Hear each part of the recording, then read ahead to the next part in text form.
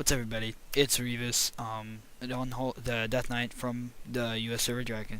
Today I'm making a video about something I've been experimenting with recently, Wield Frost. I don't exactly have the best weapons for it at the moment, seeing I have a Frost Giant's Cleaver and Gutbuster, two Tin Man ICC weapons.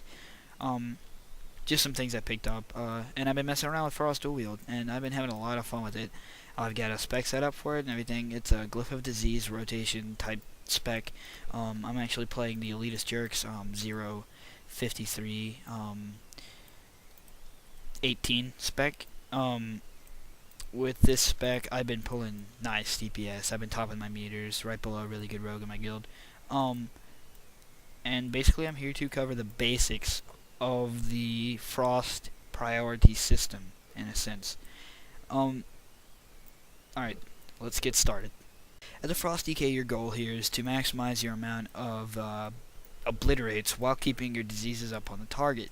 Now, you also want to use your Frost Strikes on Killing Machine procs, and you want to use your Howling Blast on your Rhyme procs.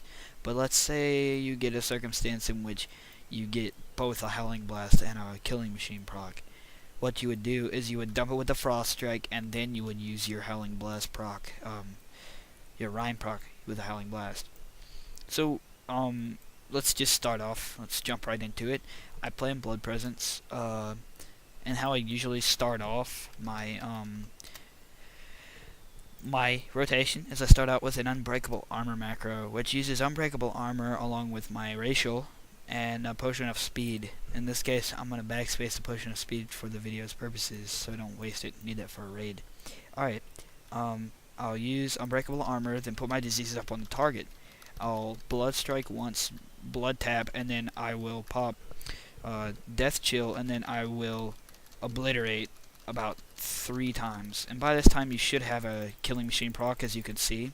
I got another one right after that. That was nice. Now I'm gonna quickly refresh my diseases with Pestilence, because I use Glyph of Disease.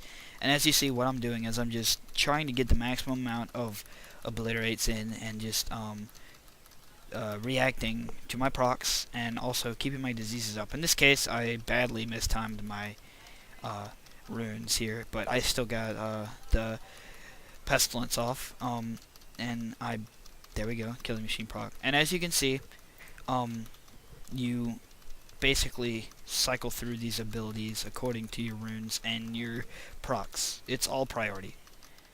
As you can see here, I'm pulling a good 6k burst 7k on the target dummies with Wield Frost, while I only pulled a sustained 5k with Unholy.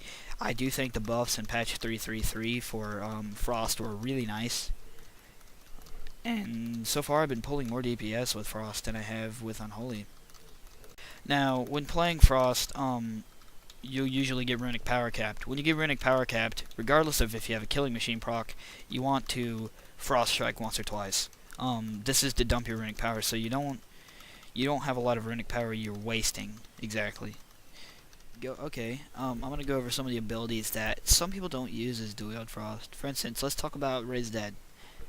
People find this ability useless sometimes, but really it's not. This ability is used almost as like the gargoyle for Unholy Death Knights. What you want to do is you want to use this ability when you have like a Deathbringer's Will proc, or you have most of your procs up, because it scales with your stats when it's spawned, and it can do a good little damage boost. Another ability I want to talk about is Anti-Magic Shell. Obviously, you want to use Anti-Magic Shell to your advantage. You want to use it to suck up runic power from abilities in fights. You want to use it to overall decrease raid damage, or damage you take in the raid. For instance, let's talk about Syndragosa.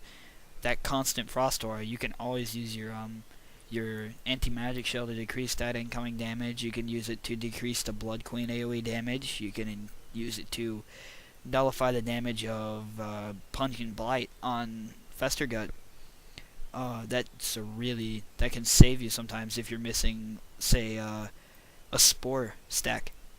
You definitely want to use that ability to your advantage. With Unbreakable Armor, it's got a short enough cooldown that you can use it multiple times within a boss fight. but the thing is that you don't want to use it without coupling it with the blood tap, due to the fact that it'll definitely disrupt your flow of abilities. So usually they share around the same cooldown, 1 minute. So you should be able to pair them off pretty well. In AoE fights, as an unholy or a dual wield frost death knight, your goal is to keep up your diseases on the targets and pestilence them while reacting to rhyme procs and getting obliterates off. Your main goal here is to actually, and AoE, I usually use Helling Blast on Killing Machine procs, and it really does help here. As you can see, I'm pulling an 8, 9, let's see here, 10k AoE, and this is self-buff, Horn of Winter, all this good stuff. I easily top AoE meters in my raids. Yeah. Here's a very nice Frost priority chart here that I got straight off of Elitist Jerks. Helps with your decision making when playing Dual Wield Frost.